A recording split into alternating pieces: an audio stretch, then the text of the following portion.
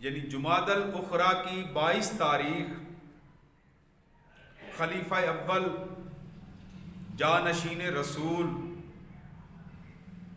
خلیفۃ المسلمین یار غار یار مزار حضرت سیدنا ابو بکر صدیق رضی اللہ تعالیٰ عنہ کا یوم وصال ہے، اور آج کی جمعۃ المبارک کی اس نشست میں بھی جامع مسجد معینیہ لڈن کے تمام سامعین کے سامنے خلیفۃ المسلمین حضرت سیدنا صدیق اکبر رضی اللہ تعالیٰ عنہ کے فضائل اور مناقب بیان کیے جا رہے ہیں۔ دعا فرمائیں اللہ تبارک و تعالی حق کہنے کی توفیق عطا فرمائے، ہم سب کو حق کہنے کی، حق کو حق سمجھنے کی، حق بیان کرنے کی اور حق بات پر عمل کرنے کی توفیق عطا فرمائے۔ قرآن مجید فرقان حمید کی سورت مجادلہ میں اللہ تبارک و تعالی نے اپنے محبوب علیہ السلام کے جملہ صحابہ کرام کی شان بیان فرمائی ہے، اور ارشاد باری تعالی ہوا رضی اللہ عنہم ورضوا عنہ۔ نبی پاک علیہ السلام کے صحابہ کرام کے بارے میں فرمایا کہ وہ اللہ سے راضی ہیں اور اللہ ان سے راضی ہے۔ اولئک حزب اللہ، اور یہ اللہ کی جماعت ہے۔ نبی پاک علیہ السلام کے صحابہ کرام کو کتنا بڑا اعزاز عطا کیا جا رہا ہے کہ یہ اللہ کی جماعت ہے، اور پھر آگے اس کا انعام کا بیان فرمایا، الا ان حزب اللہ هم المفلحون، خبردار اللہ کی جماعت ہی کامیابی حاصل کرنے والی ہے۔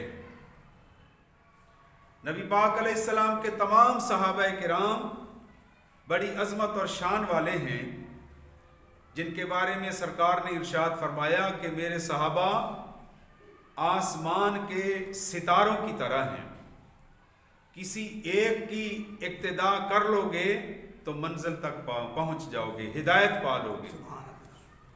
اور نبی پاک علیہ السلام نے اپنی اہل بیت اطہار کے بارے میں فرمایا کہ میری آل اور اہل بیت یہ سفینہ نوح کی طرح ہیں، حضرت نوح علیہ السلام کے بیڑے کی طرح ہیں، جو اس میں سوار ہو گیا وہ نجات پا گیا۔ اور صحابہ کرام اور اہل بیت عظام یہ دونوں مقدس جماعتیں، مقدس گروہ براہ راست نبی پاک علیہ السلام سے فیض حاصل کرنے والے ہیں۔ ہمیں ان دونوں سے گہری عقیدت اور محبت ہے، اور دعا ہے کہ اللہ پاک اسی محبت میں ہمیں ثابت قدمی عطا فرمائے۔ تمام اہل اسلام، جمہور علماء اور اجماع امت ہے اس بات پر کہ انبیاء علیہ السلام کے بعد سب سے افضل حضرت ابو بکر صدیق رضی اللہ تعالیٰ عنہ کی ذات بابرکات ہے۔ کئی احادیث میں نبی پاک علیہ السلام نے خود ارشاد فرمایا، حضرت عائشہ صدیقہ رضی اللہ عنہا ام المومنین جو حضرت ابو بکر صدیق کی صاحبزادی ہیں، ان سے فرمایا، یا عائشہ انا سید المرسلین وانت ام المؤمنین وابوکی افضل الصدیقین۔ اے عائشہ میں نبیوں کا سردار ہوں، تو مومنوں کی ماں ہے، اور تیرے ابو جان حضرت صدیق اکبر وہ تمام صدیقین میں سب سے افضل ہیں۔ حضرت ابو بکر صدیق رضی اللہ تعالی عنہ کو اتنا قرب حاصل اور نصیب تھا، یہ نبی پاک علیہ السلام کے رمز شناس تھے، اور اتنی عقیدت اور محبت تھی. تفسیر کبیر میں موجود ہے کہ دیگر صحابہ کرام بھی نماز اور روزہ، حج، زکوٰۃ اور جہاد میں حصہ لیا کرتے تھے، اور حضرت ابوبکر صدیق رضی اللہ عنہ بھی یہ تمام عبادات دیگر صحابہ کرام کے ساتھ اللہ کی بارگاہ میں بجا لاتے تھے. تو پھر وہ کون سی چیز ہے جس نے حضرت ابو بکر کو سب سے افضل قرار دیا، سب سے اعلیٰ مقام پر فائز کیا؟ وہ کون سی بات ہے؟ تو وہ ایک راز کی بات ہے، اور وہ راز یہ ہے کہ سب سے زیادہ اللہ اور اس کے رسول کی محبت اگر کسی کے دل میں تھی تو وہ ابو بکر کا دل تھا. اس لیے آپ کو یہ افضلیت کا درجہ نصیب ہوا. اور حضور سے محبت کے تو انداز ہی نرالے تھے. ایک دفعہ نبی پاک علیہ السلام نے حضرت ابوبکر صدیق کو اپنے انگلی مبارک، ہاتھ کی انگلی مبارک کی انگوٹھی دی اور فرمایا کہ جاؤ یہ اس پر لا الہ الا اللہ سنارے سے نقش کرا کر لے آئے. حضرت ابوبکر صدیق نے وہ انگوٹھی لی اور نقش نگار کے پاس تشریف لے گئے اور اسے فرمایا کہ اس انگوٹھی پر لکھ دو لا الہ الا اللہ محمد الرسول اللہ. جب وہ انگوٹھی واپس لے کر آئے، نبی پاک علیہ السلام نے ملاحظہ فرمایا تو کیا دیکھتے ہیں کہ اس انگوٹھی پر لا الہ الا اللہ محمد الرسول اللہ ابو بکر صدیق یہ سارے الفاظ لکھے ہوئے. تو حضور نے حضرت ابو بکر سے پوچھا، ابو بکر میں نے تو آپ کو صرف لا الہ الا اللہ لکھوانے کے لیے بھیجا تھا، یہ اضافہ کیسے ہوا اور کیوں ہوا؟ محمد الرسول اللہ اور آپ کا نام ابو بکر صدیق یہ بھی لکھا ہوا ہے. تو حضرت ابو بکر صدیق نے عرض کی یا رسول اللہ، میں نے نقش نگار کو صرف پورا کلمہ شریف لکھنے کا کہا تھا، آپ سرکار کا تو یہ فرمان تھا کہ لا الہ الا اللہ لکھوائیں. میں ابو بکر کا دل یہ برداشت نہیں کر سکا کہ اللہ کے نام کے ساتھ نبی پاک علیہ السلام کے نام کو کیسے دور کیا جائے. آپ نے فرمایا کہ لا الہ الا اللہ لکھواؤ. میرا دل یہ چاہ رہا تھا کہ اللہ کے نام کے ساتھ آپ کا نام نامی اس میں گرامی بھی لکھا جائے. میں نے نقش نگار سے کہا کہ پورا کلمہ شریف لکھ دیں. تو سرکار نے دوبارہ پوچھا، پورا کلمہ شریف تو لکھا گیا، ابو بکر صدیق آپ کا نام کیسے لکھا گیا؟ تو حضرت ابو بکر صدیق نے عرض کی حضور میں نے اپنا نام اس سے نہیں کہا تھا لکھنے کو، اس کے بارے میں مجھے معلوم نہیں ہے. حضرت جبریل امین سید الملائکہ آپ نبی پاک علیہ السلام کے پاس حاضر ہوئے اور عرض کی یا رسول اللہ صلی اللہ علیہ وآلہ وسلم، ابو بکر نے یہ برداشت نہیں کیا کہ اللہ کے نام کے ساتھ محمد کے نام کو جدا کر دیا جائے. انہوں نے اپنی محبت کے پیش نظر اللہ اور اس کے محبوب کے نام کو اکٹھا لکھوا دیا. اللہ تبارک و تعالیٰ نے ارشاد فرمایا کہ جب ابو بکر یہ برداشت نہیں کر سکتا کہ محمد کا نام اللہ کے نام سے جدا ہو، اللہ پاک کیسے یہ پسند فرما سکتا ہے کہ ابو بکر کا نام حضور کے نام سے جدا ہو؟ جاؤ جبریل یہ نام تم لکھ کر آؤ. تو جبریل امین فرماتے ہیں کہ حضرت ابو بکر صدیق رضی اللہ عنہ کا نام نامی اس میں گرامی اللہ کے حکم سے میں جبریل نے لکھا ہے. تو اس سے معلوم یہ ہوتا ہے کہ نبی پاک علیہ السلام کی بارگاہ میں حضور کی بارگاہ میں حضرت ابو بکر کا کیا درجہ اور کیا محبت کا مقام ہے. اور آپ نے پھر نبی پاک علیہ الصلاۃ والسلام کی امت کی رہنمائی فرمائی. ہر موقع پر حضرت ابوبکر صدیق ہمیں ہر نیکی میں سب سے آگے نظر آتے ہیں.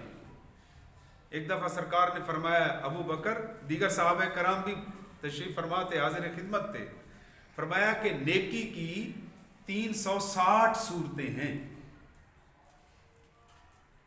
حضرت ابوبکر صدیق نے عرض کی یا رسول اللہ، آپ کے غلام ابو بکر کے اندر ان 360 نیکی کی شکلوں میں سے کتنی شکلیں، کتنی صورتیں میرے اندر پائی جاتی ہیں؟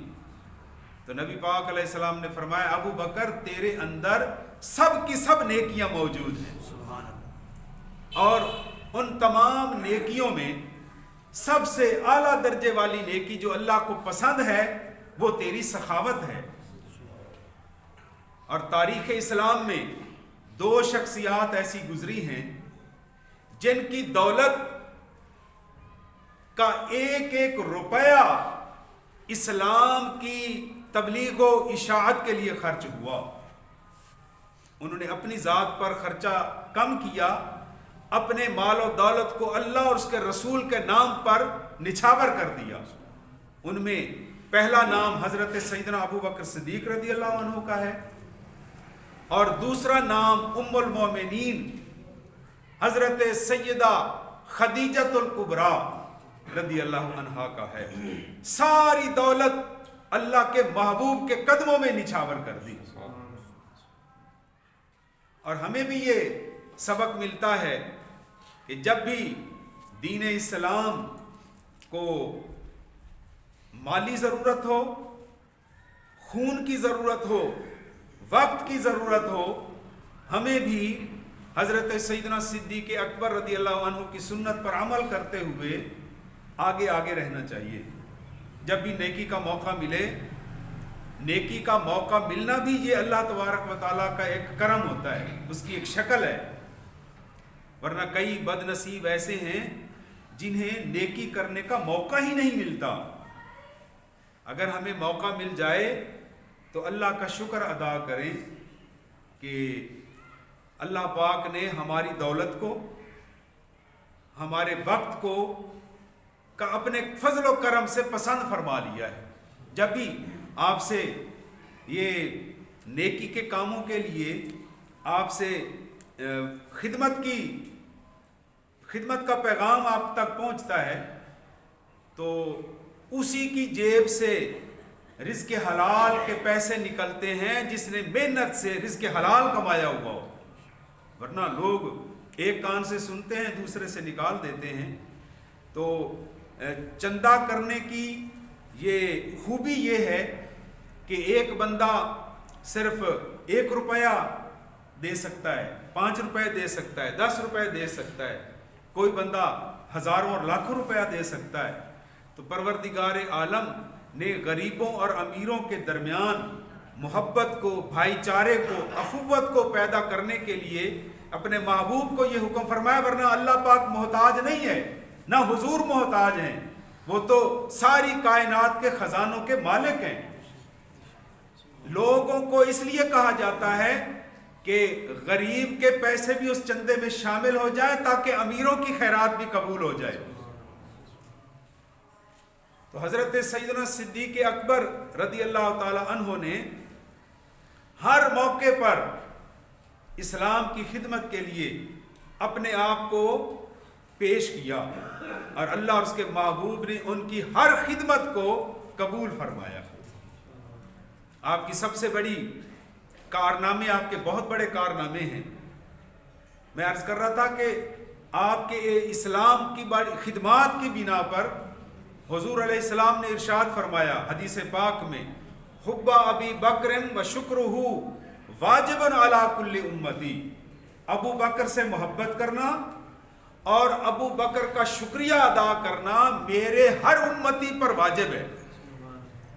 ہم حضور کے اس فرمان پر عمل کرتے ہوئے آپ سرکار کے فضائل اور مناقب بیان کرتے رہتے ہیں تاکہ ان کے ذکر پاک کی برکتوں سے ہمیں بھی عشق خدا اور عشق مصطفیٰ نصیب ہو جائے. الحمدللہ نصیب ہے ہمیں ہمارے بزرگان دین نے ہمیں ایسے عقائد سکھائے ہیں، ایسے اعمال کا درس دیا ہے کہ ہم جادہ حق پر ہیں، سیدھے راستے پر ہیں، صراط مستقیم پر ہیں، عقائد ہمارے الحمدللہ قرآن و سنت کے مطابق ہیں، اور عمل میں ہم تھوڑی سی غفلت اور کمزوری کر جاتے ہیں۔ دعا کریں کہ پروردگار عالم ہمیں عمل کی بھی توفیق عطا فرمائے۔ آپ کے بہت بڑے بڑے کارنامے ہیں، آپ نے سرکار کے وصال مبارک کے بعد حضور کی امت کو سنبھالا، سہارا دیا، ان کو ڈولنے نہیں دیا، ڈگمگانے نہیں دیا۔ جھوٹے مدعیان نبوت کے خلاف آپ نے جہاد کا حکم جاری فرمایا۔ مسیلمہ کذاب جیسا جھوٹا نبوت کا دعوے دار، اس کو واصل جہنم کروایا۔ کئی لوگوں نے زکوٰۃ دینے سے انکار کر دیا، آپ نے ان کے خلاف بھی جہاد کا اور عملی اقدامات اٹھائے۔ فرمایا جہاد زکوٰۃ نماز کی طرح ضروری ہے، اور ایک حدیث پاک میں ہے کہ نماز یہ دین کا ستون ہے اور زکوٰۃ یہ پل کی طرح ہے۔ تو جنہوں نے زکوٰۃ دینے سے انکار کیا ان کے خلاف بھی آپ نے تلوار اٹھائی، جنہوں نے نبوت کا جھوٹا دعویٰ کیا ان کے خلاف بھی۔ اور نبی پاک علیہ السلام کے ایک صحابی حضرت زید بن ثابت رضی اللہ تعالی عنہ، ان کے ذمہ یہ ڈیوٹی لگائی کہ قرآن کریم کو ایک کتابی شکل میں جمع کیا جائے۔ تو قرآن کریم کو انہوں نے جید صحابہ کرام کی نگرانی میں ان سے آیات لے کر قرآن پاک کو ایک کتابی شکل میں، جس کو نبی پاک علیہ السلام نے خود ترتیب دلوایا تھا، اور مسجد نبوی شریف میں ایک صندوق کے اندر وہ سارا قرآن کریم کی آیات کا خزانہ موجود تھا۔ حضرت ابوبکر صدیق کا یہ کارنامہ ہے کہ آپ نے اس کو کتابی شکل میں دوبارہ جمع فرمایا، اور اسی قرآن کریم کا یہ فیض ہے۔ حضرت محمد بن سماک رضی اللہ تعالیٰ عنہ بہت بڑے اللہ کے ولی گزرے ہیں، ان کی طبیعت ناساز ہو گئی، بیمار ہو گئے۔ ان کے خادموں نے، شاگردوں نے، مریدوں نے ان کا پیشاب لیا اور ایک عیسائی حکیم کو دکھلانے کے لیے جا رہے تھے کہ اس سے مشورہ کیا جائے کہ انہیں کیا تکلیف ہے۔ راستے میں انہیں ایک خوشبودار اور حسن و جمال کے پیکر ایک بزرگ ملے، سفید کپڑے اور خوشبو آ رہی تھی ان کے جسم سے، چہرہ پاک نورانی۔ انہوں نے حضرت محمد بن سماک کے شاگردوں سے پوچھا کہ تم یہ قارورہ لے کر کہاں جا رہے ہو؟ انہوں نے عرض کی حضور فلاں جگہ پر ایک عیسائی حکیم رہتا ہے، اس سے جا کر مشورہ کرنے کے لیے جا رہے ہیں کہ ہمارے حضرت کو کیا تکلیف ہے، وہ اپنی حکمت کے بنا پر تکلیف یا مرض کی تشخیص کرے گا اور دوائی اس سے لیں گے۔ تو اس راستے میں ملنے والے بزرگ نے فرمایا کہ تعجب کی بات ہے، تم اللہ کے ولی کے لیے اللہ کے دشمن سے مدد مانگنے جا رہے ہو، واپس جاؤ، قارورہ پھینک دو اور واپس جا کر اپنے پیر و مرشد حضرت محمد بن سماک سے جا کر میرا پیغام دو کہ جس جگہ انہیں درد ہے اس جگہ ہاتھ رکھ کر قرآن کریم کی آیت کا یہ حصہ پڑھیں، وَبِالْحَقِّ أَنزَلْنَاهُ وَبِالْحَقِّ نَزَلَ۔ یہ پڑھنا ان کا کام ہے، شفا دینا اللہ کا کام ہے۔ تو وہ آپ کے شاگرد واپس آئے، انہوں نے آ کر یہ پیغام دیا، حضور آپ جس جگہ درد ہے، ہمیں ایک راستے میں درویش بابا جی ملے ہیں، انہوں نے یہ فرمایا ہے کہ آپ درد والی جگہ پر ہاتھ رکھ کر یہ پڑھیں، وَبِالْحَقِّ أَنزَلْنَاهُ وَبِالْحَقِّ نَزَلَ۔ یہ پڑھنے کی دیر تھی، درد ختم ہو گیا، آپ تندرست ہو گئے، تر و تازہ ہو گئے۔ شاگردوں نے پوچھا حضور وہ بابا جی کون تھے، آپ جانتے ہیں؟ تو آپ نے مسکرا کے فرمایا کہ وہ بابا جی کوئی عام بندے نہیں تھے، وہ حضرت خضر علیہ السلام تھے جو تمہاری رہنمائی کے لیے آئے۔ تو علماء نے پھر یہ مفسرین کرام نے، بزرگوں نے یہ وظیفہ بتایا ہے کہ اگر جسم میں جہاں درد ہو آپ یہ اپنا ہاتھ وہاں رکھ کر یہ مقدس الفاظ قرآن کریم کے پڑھیں، اللہ کے فضل و کرم سے شفا نصیب ہوگی۔ وَبِالْحَقِّ أَنزَلْنَاهُ وَبِالْحَقِّ نَزَلَ۔ اللہ تبارک و تعالی حضرت سیدنا صدیق اکبر رضی اللہ تعالی عنہ کا صدقہ حضور کی ساری امت پر اپنا فضل و کرم فرماتا رہے۔ وَمَا عَلَيْنَا إِلَّا الْبَلَاغُ الْمُبِينُ۔